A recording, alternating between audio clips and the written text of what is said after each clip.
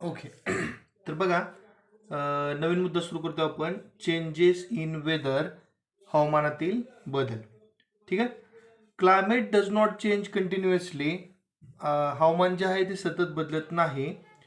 Climate is that which remains constant in a reason for a long duration. तर बघा, हवामान म्हणजे काय, तर ते एखाद्या प्रदेशामध्ये दीर्घकाळासाठी सारखंच असतं. Thus, we see that weather is related to a specific location and specific time, whereas climate is related to longer duration and larger area. तर बघा, एक फरकच सांगितलं त्यांनी काय, की हवा जी आहे ती निश्चित ठिकाणी निश्चित वेळेशी संबंधित असते. तर हवामान जे आहे ते मोठ्या प्रदेशाशी आणि मोठ्या कालावधीसाठी संबंधित असते. ठीक आहे. Changes in weather may occur for short periods of time, whereas changes in climate takes place slowly over a much long duration. ठीक आहे. तर काय होतं बघा, हवेमध्ये होणारे बदल जे आहे ते अल्पकाळ असतात, किंवा हवामानामध्ये होणारा जो बदल आहे त्यासाठी लागणारा कालावधी कसा आहे, प्रदीर्घ आहे, जास्त आहे. Climate plays a very important role in our day to day life. ठीक आहे. हवामान जे आहे ते आपल्या दैनंदिन आयुष्यामध्ये खूप महत्त्वाची भूमिका पार पाडते. It influences our basic needs like food, clothing and shelter as well as our accommodation. तर बघा, ते जे आहे ते आपल्या ज्या मूलभूत गरजा आहेत, जसं की अन्न, वस्त्र, निवारा, याशिवाय आपला व्यवसाय, या गोष्टीवरती सुद्धा परिणाम करतं. Climate is specially important for an agrarian country like India. ठीक आहे. आणि जे हवामान आहे ते भारतासारख्या कृषीप्रधान देशामध्ये खूप महत्त्वाची भूमिका बजावतं. Various climatic factors like direction and speed of wind, temperature, atmospheric pressure etcetera are considered during construction of runways, sea port, huge bridges and skyscraper etcetera. ठीक आहे. तर बघा, ज्यावेळेस विमानाची धावपट्टी किंवा एखादं बंदर असेल किंवा मोठा पूल असेल किंवा उंच इमारत असेल, ही बांधत असताना त्या ठिकाणी वेगवेगळ्या हवामानातील घटकांचा विचार केला जातो. जसं की हवेची गती आणि हवेची दिशा, किंवा तापमान असेल किंवा वातावरणीय दाब असेल, या गोष्टींचाही विचार होतो. ठीक आहे. Which factors are affected favourably or unfavourably by climate, what must we do to minimise this effect. हवामानाचा कोणकोणत्या घटकावर अनुकूल किंवा प्रतिकूल परिणाम होतो, हा परिणाम कमी करण्यासाठी काय करावे लागेल. तर एक लक्षात घ्या की खूप सारे घटक आहेत ज्यांच्यावरती हवामानाचा म्हणजे परिणाम होतो. जर क्लायमेट जे आहे जर ते सुटेबल असेल शेतीसाठी, तर काय होणार आहे, मोठ्या प्रमाणावरती अन्नधान्याचं उत्पादन होईल. आणि तेच क्लायमेट जर सुटेबल नसेल तर ड्रॉट सारखी सिच्युएशन सुद्धा क्रिएट होऊ शकते. आणि ड्रॉटमुळेच काय होणार आहे, फूड सप्लाय जो आहे तो व्यवस्थित होणार नाही, किंवा हेल्दी होणार नाही, किंवा वॉटर जे आहे ते आपल्याला अनअवेलेबल होईल. ठीक आहे. किंवा चेंजिंग टेम्परेचर्स, यामुळे ग्लोबल वॉर्मिंग सारख्या सिच्युएशन क्रिएट होतील. ठीक आहे. मेल्टिंग ऑफ ग्लेशियर, अशा समस्या वाढतील. सी लेवल राईज होईल. ओके.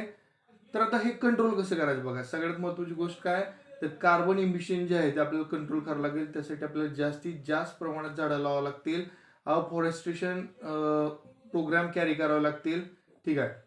आणि वेगवेगळ्या ज्या गोष्टी आहेत ज्याच्यामधून पोल्युशन होतं त्याच्यावरती इमिडिएट ऍक्शन घेऊन कंट्रोल आणणं गरजेचं आहे. आणि वेगवेगळ्या कॉन्झर्वेटिव्ह ऍक्टिव्हिटीज जिथं राबवल्या पाहिजे. ओके. तर बघा, त्यानंतर काय सांगितलं मग, think and discuss human progress is related to a conductive climate and geography. तर मानवाची प्रगती जी आहे ती हवामान व भौगोलिक अनुकूलतेशी निगडीत असते. या विषयावर आपल्याला विचार व्यक्त करायचे, चर्चा करायची आहे. तर आधी सांगितलं आपण की बघा, अनुकूल वातावरण जर असेल तर त्यामुळे काय होतं, शेतीमध्ये चांगलं पीक येतं. ओके. त्यामुळं चांगलं पीक आलं तर शेतकरी जनावर पाळू शकतो. ठीक आहे. किंवा जी जिओग्राफिकल कंडिशन जी आहे ती सुटेबल असतील तर त्या एरियामध्ये इंडस्ट्रियल रिव्हॉल्युशन सुद्धा होऊ शकतं. म्हणजे एक लक्षात घ्या, जर कॉम्प्लिमेंटरी नेचर जर असेल तर माणूस जो आहे तो वेगाने प्रगती करू शकतो. ठीक आहे. म्हणजे अशा पद्धतीने होऊ शकते. Human beings have designed a time schedule for their lives based upon century of climatic experiences. शतकानुशतकाच्या हवामानाच्या अनुभवाच्या आधारेच मानवाने आपल्या जीवनाचे वेळापत्रक आखले आहे.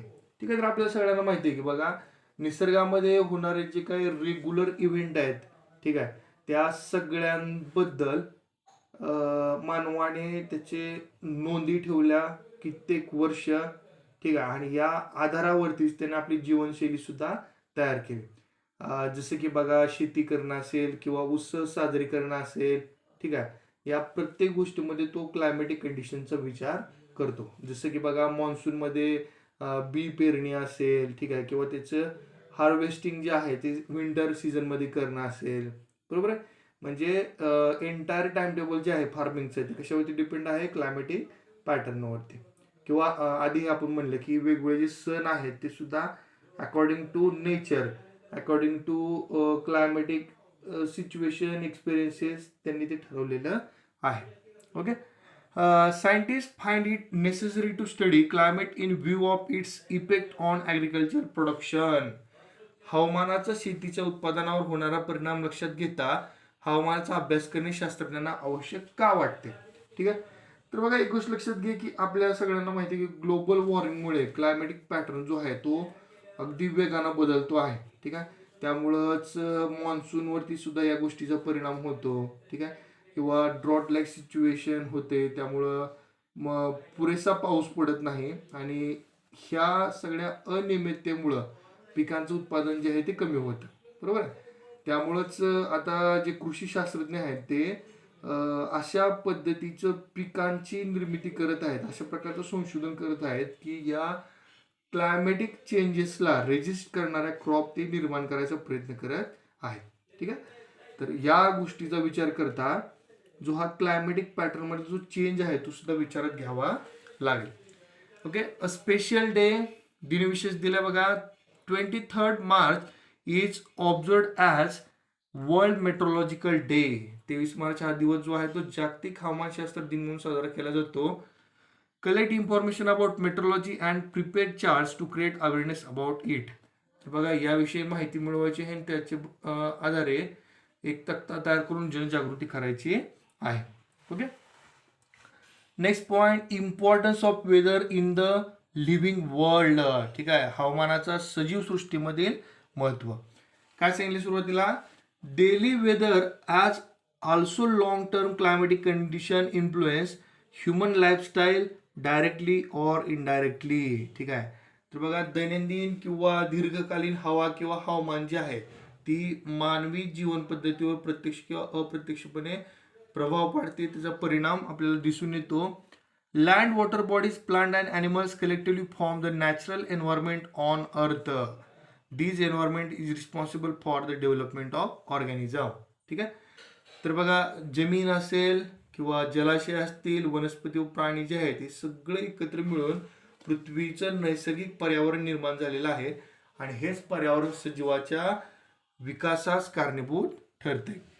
The climate of a particular region helps to determine the diet, clothing, housing, occupation, and lifestyle of the people of that region. For example, the characteristic lifestyle of Kashmiri and Rajasthani people.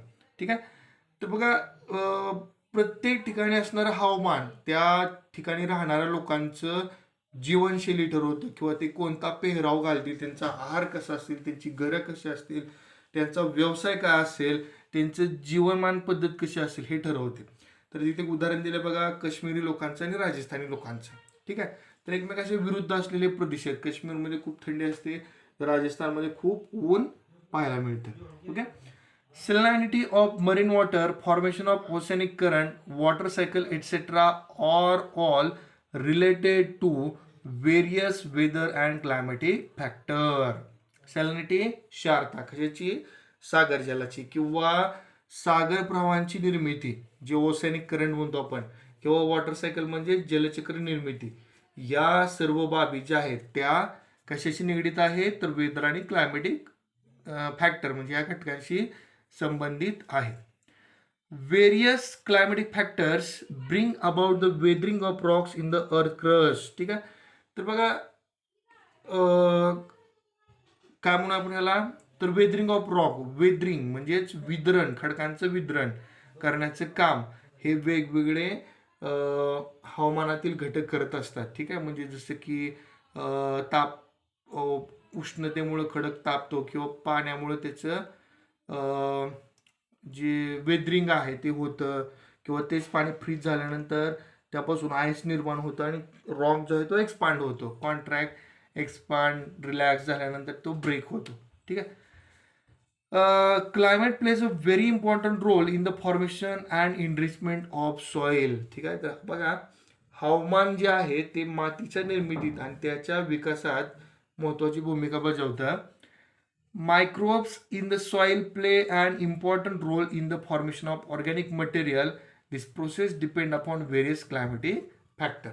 ठीक आहे, तर मातीमध्ये असणारे जीवाणू काय करतात हे, तर सेंद्रिय द्रव्याच्या निर्मितीमध्ये ह्यांचा महत्वाचा वाटा आहे. पण हे जे जीवाणू आहेत त्यांचे किंवा चालणाऱ्या ज्या प्रक्रिया आहेत त्या हवामानातील विविध घटकावरती अवलंबून असतात. म्हणजे जसे की पाण्यामध्ये, मातीमध्ये असणार मॉइश्चर असेल किंवा त्यांच्या वाढीसाठी अनुकूल परिस्थिती तिथं असली पाहिजे. Thus it is very clear that the study of meteorology is very important from the point of human life. ठीक आहे, तर याच्यातून काय लक्षात आलं आपल्या, की वातावरण व हवामानशास्त्र अभ्यास मानवी दृष्टिकोनातून किती महत्वाचा आहे हे आपल्या लक्षात आलं. Okay. While ascertaining the climate of a particular region, a review of earlier studies of various aspects of climate is very important. काय करतो आपण, तर एखाद्या विशिष्ट प्रदेशाचा, विशिष्ट भूभागाच्या हवामानाचा अभ्यास करतोय. त्यावेळेस आधीच्या ज्या गोष्टी आहेत किंवा आधी ज्या गोष्टी आपण पाहिल्या त्या सुद्धा विचारात घेतल्या पाहिजेत, म्हणजे जुनं रेकॉर्ड त्याचं. Most countries in the world have established metrology departments for making and recording such observation. ठीक आहे, आणि अशा प्रकारच्या नोंदी विविध देशामध्ये चालतात आणि त्या ठिकाणाला हवामान वेधशाळा म्हटलं जातं. This department have observatory which are equipped with modern instrument and technology. ठीक आहे, आणि या ऑब्झर्वेटरीमध्ये, या वेधशाळेमध्ये अतिशय अत्याधुनिक अशी उपकरणं आणि तंत्रज्ञान वापरलं जातं. If present climatic conditions are analyzed with reference to the past climatic condition, we can predict climate changes of the future. ठीक आहे, तर बघा सध्याची परिस्थितीचं तुम्ही जर विश्लेषण केलं किंवा जुनी जी काय माहिती आहे तिचा जर तुम्ही संदर्भ म्हणून वापर केला तर भविष्यामध्ये कशा पद्धतीने हवामानात बदल होईल हे सुद्धा तुम्ही सांगू शकता. However, as climate is the net result of complex mixture of various atmospheric factors, forecasting it is very complicated and difficult. ठीक आहे, तर एक लक्षात घ्या, हवामान जे आहे ती अतिशय जटिल प्रक्रिया आहे. वेगवेगळे वातावरणीय घटक त्याच्यावरती परिणाम करतात, त्यामुळे त्याचा अंदाज बांधणं सोपी गोष्ट नाही. ठीक आहे, अतिशय गुंतागुंतीची प्रक्रिया आहे ही. Forecasting is easy for places where climatic change are slow and of a limited nature. पण एखाद्या ठिकाणच्या हवामानाबद्दल आपण सांगू शकतो, त्याच्याबद्दल म्हणजे मत व्यक्त करू शकतो, पण कुठं, ज्या ठिकाणी हवामान सावकाश आणि मर्यादित स्वरूपात बदलतं. Okay. However, where climatic changes are complex, interdependent and rapid, making forecast is very difficult.